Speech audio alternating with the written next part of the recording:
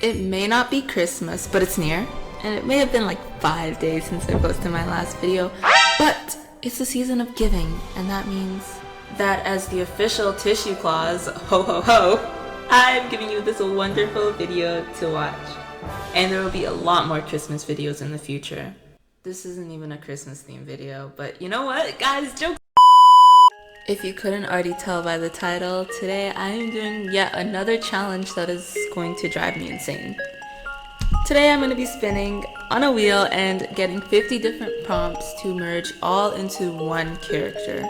And I'm not just going to do one character in this video, no, I'm doing 2 characters. Now, if I wanted to make things easier for myself, I just put all these characters into a world I'm already working on. But since when do I like easy things? No.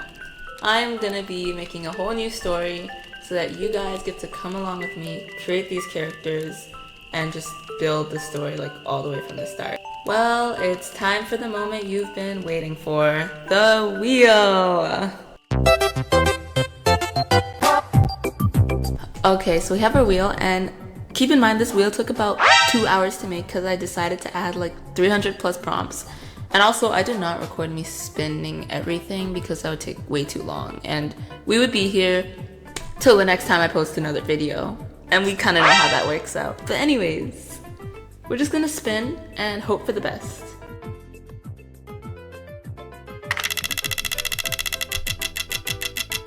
And our first prompt is fears. Okay, that's like a personality thing. So I guess our character is fierce. That's gonna be easy. But we need something better. We need like describing. Also, most of the things on this wheel, it relates to the story, which I'm gonna say after the whole wheel session. Badabadoo. Our second prompt is gonna be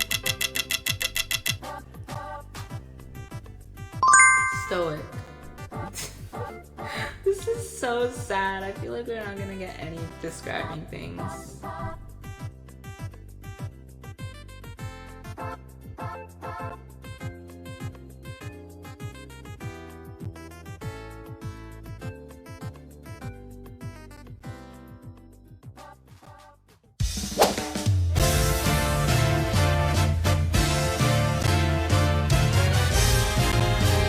Welcome, ladies and gentlemen, to Yap Session 2.0, where I give you a brief, very brief overview of the story that I came up with for our little character design journey. My narrator voice, it's not narrating right now, you know, so bear with me. So the story is called Reverie. Now, Reverie takes place in the early to mid 1900s, as Earth was in an era where everything was just good. The story begins with Yelena Orlova, a child prodigy who was born on November 7th, 1920, in the heart of the Jazz Age. Because we aren't talking about Yelena a lot in this video and I'm not designing her, I'll skip most of her information. What I know for now is that she has a major in psychology and she graduated at the top of her class. Her research was revolutionary and she was truly gonna change the future. Until I took that away, of course. On a fateful night, her life took a drastic turn. Yelena was headed to a meeting about her research because she's just so intelligent, when all of a sudden, a stranger pushed her into a glass building, sending her right to the ground as the glass shattered past her. The impact of her fall left her with severe brain damage, and she had to be hospitalized. Things weren't looking so good for her in recovery, and her memory, that was terrible. She had to do many memory exercises, and she could barely even walk. Well, she actually couldn't walk, but she had to learn how to once again. All of a sudden, something strange happens in Earth. And Yelena, she looks around and she notices that people are starting to go insane. Not only that, but people are starting to act like odd. She watched as they would like clutch onto their heads and scream, and she saw as they slowly forgot everything about themselves except their name and what they do. Yelena was confused. Why was this happening to everybody but her? She felt some sort of survivor's guilt. And as this odd phenomenon slowly faded away, it was like miraculously her brain damage was cured. But not only that, she could remember everything. It was like all her memories of her life came back to her in one moment, and that didn't end so well for her. As she relived the memories of her past in one sitting and remembered everything that happened during this strange phenomenon, it led her into paranoia, or insanity. She would plead for help around the hospital, and people would just think she was a lunatic because, what are you talking about? What do you mean I lost all my memories? I know my name. Which is why eventually she was admitted to P. Jardin Psychiatric Asylum at a force. Now, that's just the gist of the story. There's so much more stuff that I've written, but if I talk about it now, this video is gonna be long, very, very long. And I have yet to discover how this story ends, so if you guys want to theorize, go ahead. All I know is that Yelena has to spend her time in the asylum and make some close friends to try and figure out everything that happened during that phenomenon and why did it happen. And she's also trying to convince everyone that she's not insane. She is most definitely insane. So as you can see, one of my first steps in making a character is doing a Pinterest board, because guys, who doesn't love Pinterest? Apart from the 50 billion AI photos that they have out there. I remember one time I was trying to search for real art and I put that in and it just showed more AI photos. I don't know whose genius idea that was, but anyways. I always make Pinterest boards for my characters. You will never catch me not making a Pinterest board because I need the idea. I need to get technical references. I need to get the main vibe, inspirational references, that type of stuff. Because it is so useful, guys. Don't skip this step. I know you just want to get right into designing the character, but no. You gotta flesh out all that stuff before you go right into it, if you know what I'm saying. But anyways, as you can see, I'm searching for a sword for her, and spoiler alert, yes, she does have a sword. I would love to make concept art of swords and just design that type of stuff, but I am so lazy. So I did not really design her sword, but you could just, I'm gonna stop yapping and you could just watch me scroll through Pinterest and save a bunch of stuff. And then we can finally design her.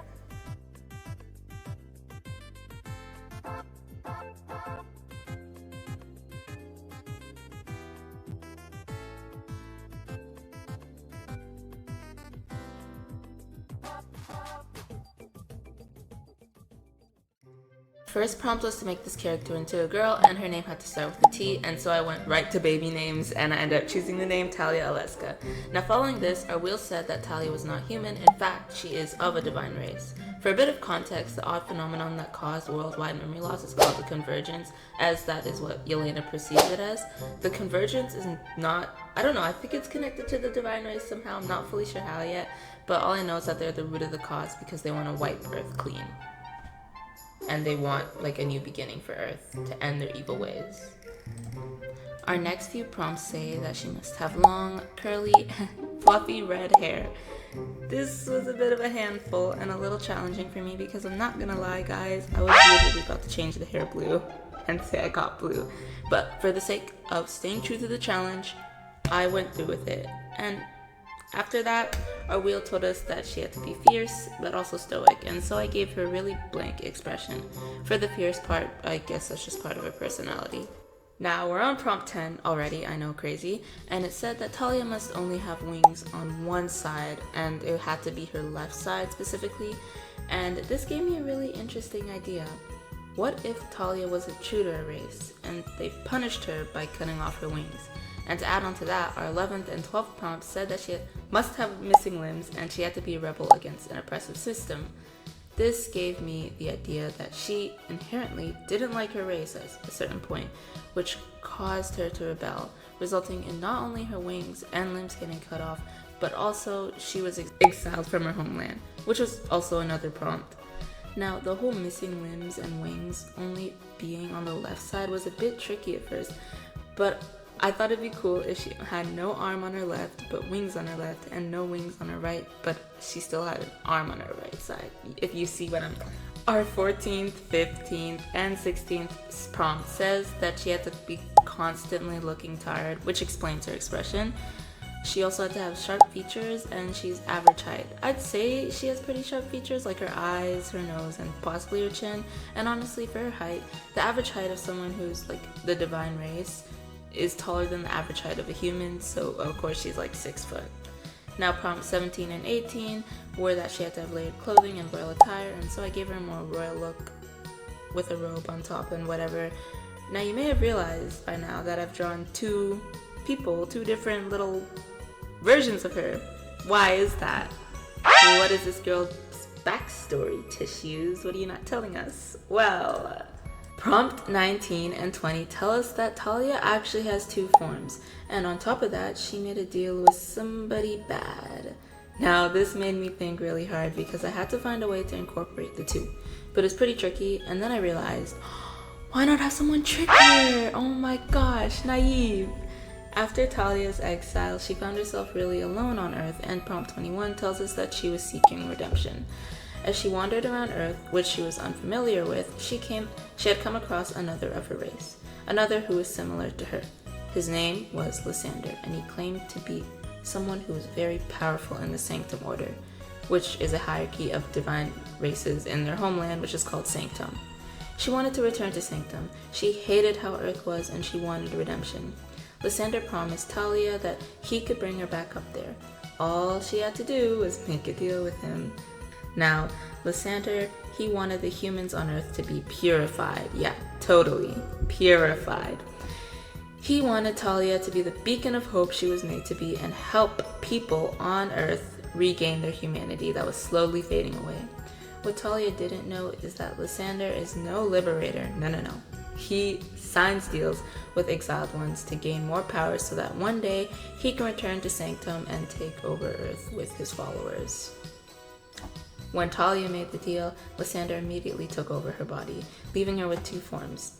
After seeing Lysander's ambitions, she learned to control her two forms so that Lysander wouldn't work through her as much as he tried to. Prompt 22, prompt 23, and prompt 24 are some more personality prompts. Boring, but necessary. As we can tell, Talia is very gullible, but she's also kind-hearted and also misunderstood because of her appearance. I decided that the drawing on the right was her second form, a more freeing look. I don't know if you know what I mean. Now prompt 25 says that she had to have ombre hair, so yeah, dark red to lighter red. And our 26 prompt said that she had to be thin. Prompt 27 said she had to have fangs, and prompt 28 said she was ugly. Now, obviously she doesn't really look ugly, but I thought it fit into more how the divine race perceives her. Now, ugly didn't have to mean that she actually looked ugly. It could mean that others probably thought she had an ugly personality. For her negative traits, I thought that I'd fit it into like her forms, like the form that Lysander mostly controls. When Lysander took over her body, somehow her negative traits merged with hers, if you know what I'm saying.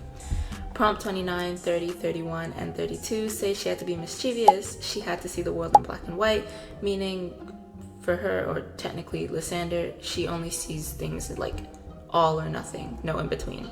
She also had to have a misleading behavior, and she was very sarcastic. Prompt 33 says she's untrustworthy, which is another trait of Lysander, not really Talia. And finally, prompt 34 said she had to be creepy. Again, another trait of Lysander, not Talia. Now, I should have probably said this earlier, but the rest of her appearance prompts were that she had to have heterochromia, thin eyebrows, orange eyes, a piercing gaze, she had to be 175 years old, super senior, and she had to have tattoos, which I put one on her shoulder. Her letter is actually a letter in the divine race's language. It's called Sanctus, like sanctum, and she had to wear a necklace. For prompt 41, 42, 43, and 44, oh my gosh, I feel like an auctioneer right now, Talia had to have a job, have a sword, have fighting abilities, and be an overachiever. Knowing that she is a rebel against her homeland's ways, I thought that maybe a way for her to find redemption is to stray away from what she believed in for so long, if you know what I mean. So I made her run away as far as she could from Lysander and anything associated with Sanctum, and embracing her exile, she worked as a for-hire assassin, going against everything she believed in. She built up her connections and formed a secret business with this, where people could work for her under her guard to hire fighters, doctors, and things of such sort. She believed with this business it would be a way for her to redeem herself and prove her worth. Overachiever! We aren't done yet though. Prompt 45, 46, and 47 say Talia had to have an unlikely friendship, become a mentor, and was incredibly impatient. I feel like her little business, which is called White Snake, and it's actually ironic because white is supposed to mean purity and new beginnings, while nothing in her business feels that way because, it's something fresh. Yeah, but like snakes are viewed as dangerous, and so she thought if she combined the two words, it would just make her seem intimidating. But anyways, how was I going to give Talia an unlikely friendship and be a mentor? On top of that, the final prompts say that she had to not be affected by the convergence and is a trauma survivor. How was I going to fit that in? Well, one day she met a young boy called Askell. Now, spoiler alert, Askell may or may not be the second character I'm designing, but you'll find that out soon. She was on a mission one day when she saw him lying in a pile of rubble, struggling. Seeing how the young man was in pain, she took him under her wing. You see what I did there?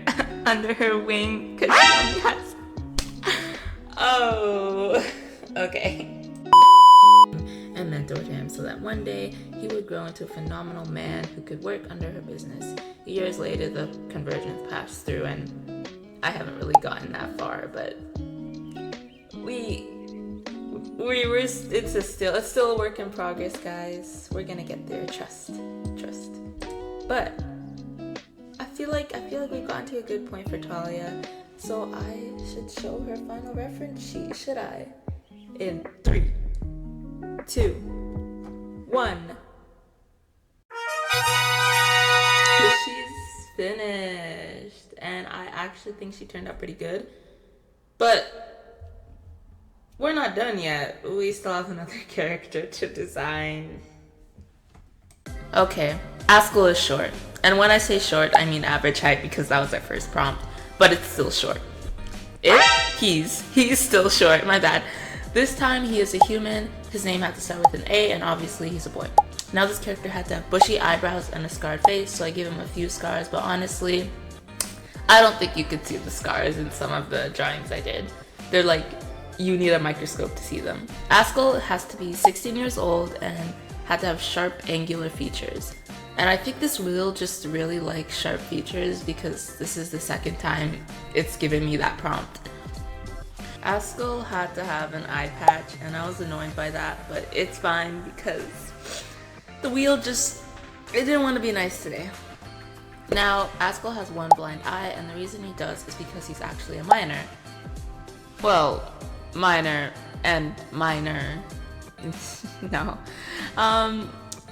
I also was assuming that on one of his expeditions, he'd probably gotten into some trouble that caused him to have a bunch of burns on his body. Now, tissues. Why do I see snake photos on there? Well, turns out the wheel just doesn't want me to have a human character today because Askell had to have animal genetics. And on top of that, Prompt 14 says that he used to be one species, human, but due to unfortunate events, he became another. I have a lot of explaining to do. First, I'll tell you a bit more of his prompts for a little bit of context. Prompt 15, 16, 17, 18, 19, and 20 say that he's gullible, he has a desire for freedom, he has to have snake-like features, he has internal struggles, he was raised by someone who is not the same race as him, and he's in a bad contract. Now, what do all of these prompts have to do with one another? Well, Askell was a curious young man who worked in the mining community as a child with his older brother. He was really interested in technology and how he could use it to further advance mining, and so he indulged in the world of tech, gaining some knowledge he probably shouldn't have. However, Askell's life took a tragic turn when he was involved in a mining accident, where his leg had to be amputated and replaced with a mechanical one. Now, because he's like a tech genius, I assume that he did something to make his legs look that way. He really likes tech. He probably just wanted to look like futuristic or something. Not only that, but the mining accident also left him with a blind eye, which is why he covers it with an eye patch, because he's insecure of how it looks. His life is literally just unfortunate events after unfortunate events. Askell was still really interested in technology, and by the time he was 12, he made a discovery that revolutionized the mining industry. Unfortunately, his older brother had quit mining and ran off to get a better life, leaving Askell by himself. I don't know how this man found a way to live on his own, but he did. One day, he was struggling in another mining expedition when he met Talia, and we all know Talia by now. Talia took him under her wing, one wing, not two, and mentored him. He was thriving until once again something unfortunate happened to him. He saw how this doctor, Spoon, or Dr. Voss, claimed that he had a cure for his leg. Now, Spoon, no hate, but imagine being called Spoon, like, hey Spoon, come and scoop up this information. You're not intimidating. Sorry. I just love the name. I don't know why. He's very relevant to the plot of Reverie. But anyway, Askell snuck away to meet Dr. Voss. The doctor had led him to an abandoned lab and locked him up for 40 days, experimenting non-stop. This left Askell with paranoia, as when he was able to escape because of Talia, he felt like Spoon was still after him. Askell had signed something with Spoon, and now he was scared that if Spoon found him, I would not be intimidated by this guy. His name? Sorry. Spoon, he was scared that Spoon will use this contract against him. It seemed like whatever Dr. Voss did altered Askell's genetics and enhanced his abilities. Now Askell is Talia's mentee and works as a for-hire spy. Living his life under secret at Whitesnake. Living his life in secret under Whitesnake. I don't know what's happening today. But this is his final design. I really like how the reference sheet turned out. I'm not too sure about some of the other stuff, but I think it looks pretty good. But we're not done yet. I don't think I'll have enough time to talk about him and all his prompts, but I'll try my best, guys. I'll try my best. Talia taught him a bunch of stuff which enhances fighting abilities. Now, during the convergence, prompt 34 tells us Askell was affected by it and most of his memory was erased. Talia, she tries to get his memories back, but it's really hard, and now they're just focused on solving this convergence. I don't have enough time to speak about his personality prompts because I do not need this video to be like 30 minutes. It's already 20. But I'll put it on the screen. Askell, he's inspired off of this one species of snake. I know it's called the bush viper, but its scientific name is something with an A, like Atheris. I don't know. I put it on the reference sheet if you want to take a closer look. But I also wrote like long documents for these guys, so if you want me to drop it, I may, if I'm feeling in the Christmas mood. But I'm really happy with how he turned out. Also, his tail, like the little tail that you see him have, like he made that out of like scraps of metal, which I think is kind of cool, cause tech guy. But Askell, he looks good. This challenge was so much fun, honestly, and I don't know if I'll do it again because I don't. If I yap for 20 minutes, it's not gonna be entertaining. But I really like how these guys turned out. Also, that drawing on the right is unfinished. I hate how it looks for Talia, but it's fine. We can't complain here. But I hope you guys enjoyed, and I'll see you next year.